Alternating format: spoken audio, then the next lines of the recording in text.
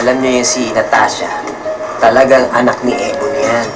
Oo, kasi meron mga litratong nagpapatunay na mag-ina sila eh.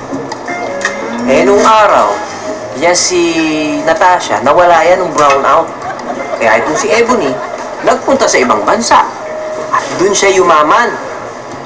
Kaya lang, naging masungit siya, naging masama ugali niya dahil sa kamalasang nangyari sa pamilya nila. Pero ngayong nagkita na silang mag-ina, sana medyo gumanda na yung ugali niya. Eh nga pala, meron akong good news sa inyo.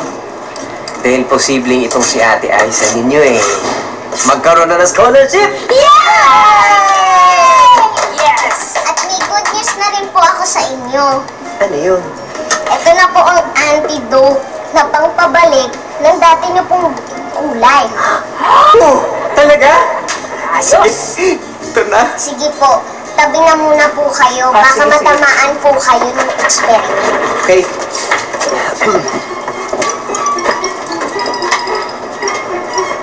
One, two, three.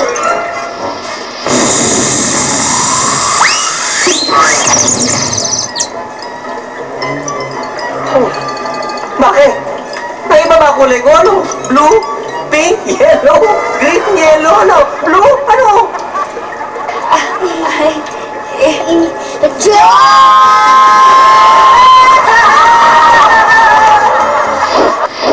Ito po ang nakuha kong aral sa kwento ni Natasha at Doña Ebony.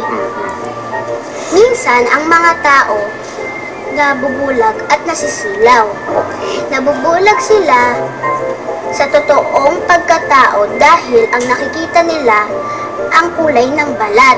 Kilalanin muna ang tao bago husgahan o wag nang husgahan.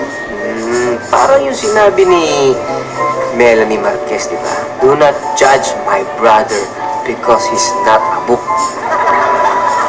Hindi, biro lang. Ang galing naman talaga ng anak ko.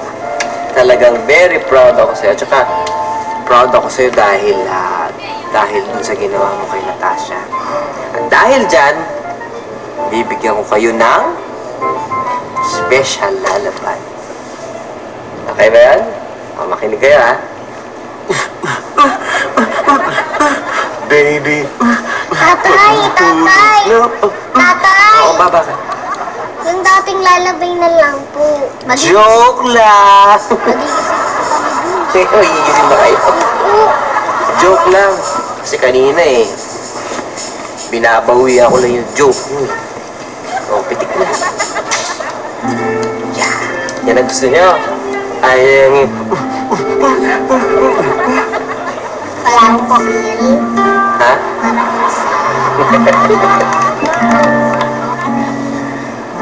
Baby, matulog na.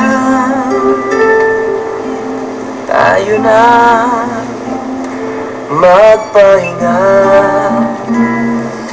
sa iyong pagkaidli. Ikaw ay managinip